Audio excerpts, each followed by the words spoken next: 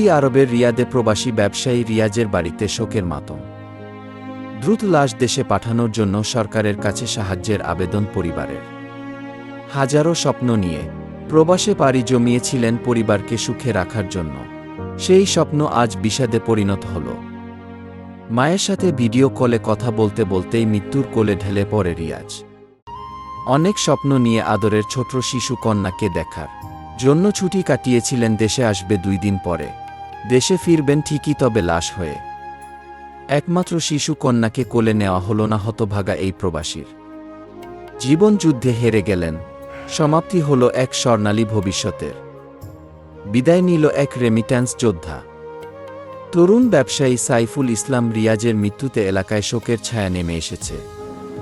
ছোট থেকে বড় চেয়ারম্যান মেম্বার থেকে শুরু করে সকল রাজনৈতিক নেতাকর্মীরা ছুটে যান রিয়াজের নিজ বাড়ি বাকেরগঞ্জ উপজেলার নিয়ামতি ইউনিয়নের বাংলাবাজার এলাকায়।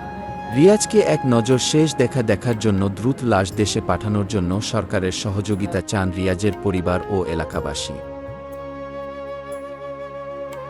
দিলওয়ার হোসেন পূর্ব মহাশপুর আলমাদিনা জামি মসজিদের মুয়াজ্জিন, কিন্তু সাইফুল ইসলাম রিয়াজ খুবই ভালো লোক ছিলেন এবং তার বাবার একমাত্র সন্তান এবং তার স্ত্রী আছেন এবং একটি মেয়ে, মাত্র 5 মাস বয়স।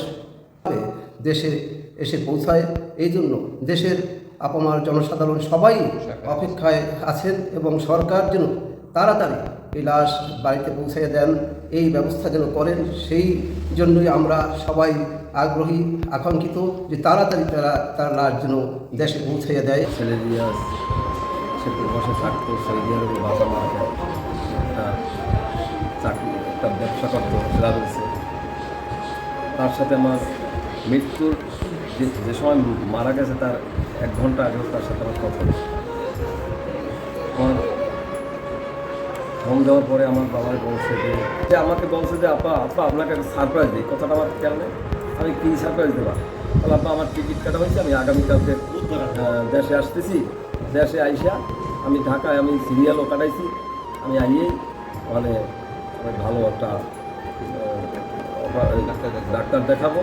সরকারের কাছে আমার অনুরোধ এইটা, যাতে আমার ছেলেটা বাড়িতে তাড়াতাড়ি পৌঁছতে পারে, এই ব্যবস্থাটা আপনাদের কাছে আমি দাবি জানাইলাম, যাতে আমার ছেলেটা বাড়িতে অনতি বিলম্বে আসতে পারে, এই ব্যবস্থাটা আপনারা সবাই করবেন, এইটুকু আমার আপনাদের কাছে আমার দাবি। আমাদের কাছে আমি কথা বলি, আমরা শোনো, আমি তার মা না, মা বালা না, তুমি বালা না, তুমি না বালার জন্মকে তুমি আমি বলছি তোমার আমি ডাক্তারটা ওর মা, আমি আসতেছি, তুমি আমার দোয়া করো। আমাকে বাকি রয়েছে, তুমি আমার পাসপোর্ট আর ভিসা করে দাও, আমি হাইটা মক্কা শরীফ যাই, তোমার আমি একবার দোয়া করি, এই দোয়াটা আমার বাকি রয়েছে, তুমি আমার বাড়িতে চলে আসো। তারপরে এই কথা বলছি পাক টাইম দেয়া সব প্যানের মধ্যে লয়ে যায়, মুখটা মলিন হয়ে যায়, মলিন হয়ে যেতে পারি।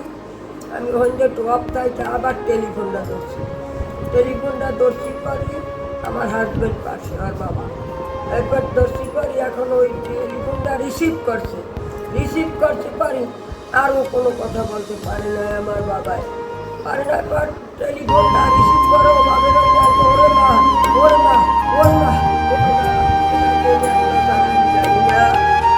গাড়িতে আমার মায়েরা আমার বাবার সবই তো আমার বুকের একটা কমি 3,000 বাবা আমার এখনো আমার